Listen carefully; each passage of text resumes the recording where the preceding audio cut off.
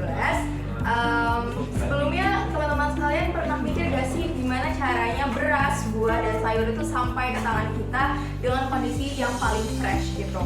Nah, di project kali ini kita akan membedah bagaimana caranya kita menentukan biaya yang paling minimum dan rute yang paling optimal agar produk kita itu sampai kepada pelanggan dengan kondisi yang paling baik.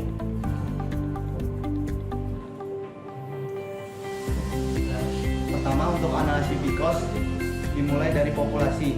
Populasi terbagi dua, ada pelaku dan pihak pengguna. Untuk pelaku sendiri ada petani sebagai pihak yang menyuplai produk kepada supplier. Kemudian untuk pihak pengguna sendiri ada supplier dari warehouse manager serta PBIC supplier yang menjadi pihak yang mendistribusikan produk kepada konsumen. Kemudian untuk intervensi menggabungkan dua metode berupa linear programming dan minimum speeding tree untuk mengefisiensikan biaya distribusi dan meminimisasi kerusakan pada produk.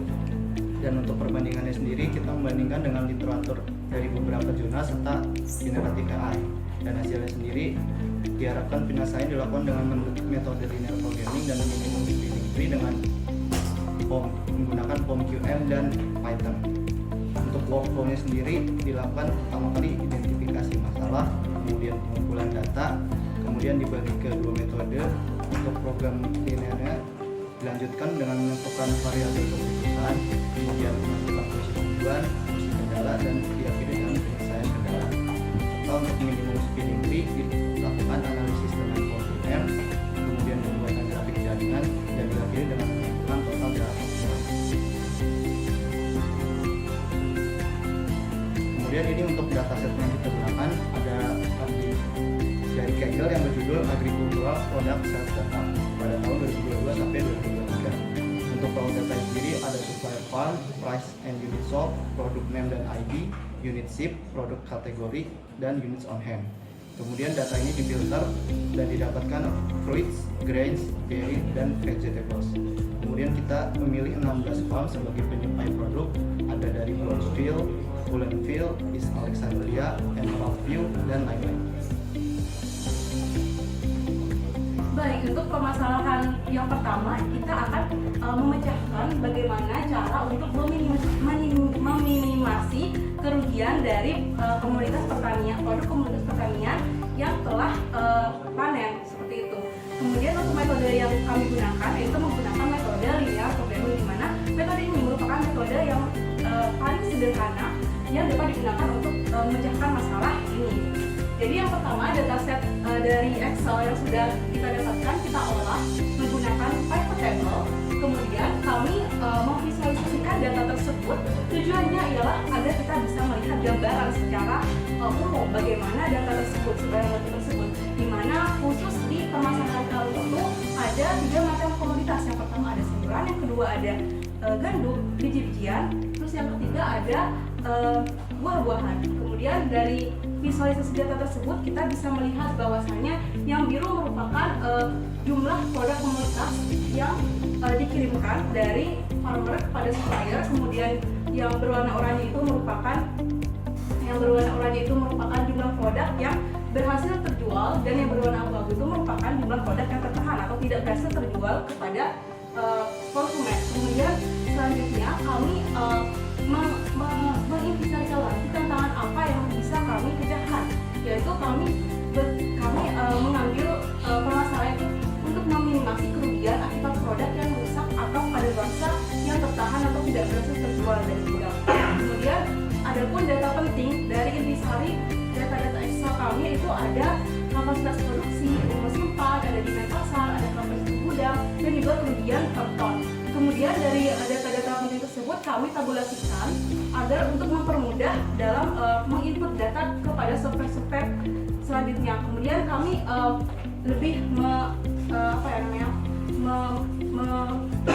menarik lagi variabel tujuan dan konsep. Variabelnya itu ada XIA, XIB, dan WI, di mana XI merupakan jumlah produk komoditas yang didistribusikan ke pasar A. Kemudian untuk XIB merupakan jumlah produk komoditas barang yang didistribusikan ke pasar B. Kemudian untuk WI itu merupakan jumlah produk komoditas yang tertahan atau tidak berhasil terjual atau keluar dari gudang. Kemudian untuk fungsi tujuannya itu yaitu di mana kerugian per ton per hari itu dikalikan dengan jumlah produk ton yang tidak berhasil terjual dikalikan dengan umur simpan. Kemudian untuk constraint-nya seperti bisa dilihat di layar. Kemudian dari input variabel fungsi tujuan dan juga constraint kami masukkan ke dalam aplikasi yang bernama POM-QM. Tujuannya ialah untuk mendapatkan solusi optimal dari permasalahan constraint tadi, seperti itu teman-teman.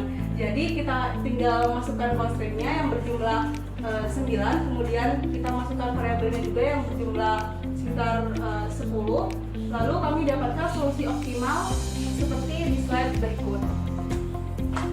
Baik, jadi untuk solusi optimum dari penggunaan aplikasi POM-QM itu, di mana untuk si A atau produk yang didistribusikan ke pasar A itu sebanyak 36 ton untuk komoditas sayuran, kemudian untuk komoditas buah-buahan itu sebesar 68 ton ke pasar A, kemudian untuk biji-bijian itu sebesar 86 ton yang didistribusikan ke pasar A juga.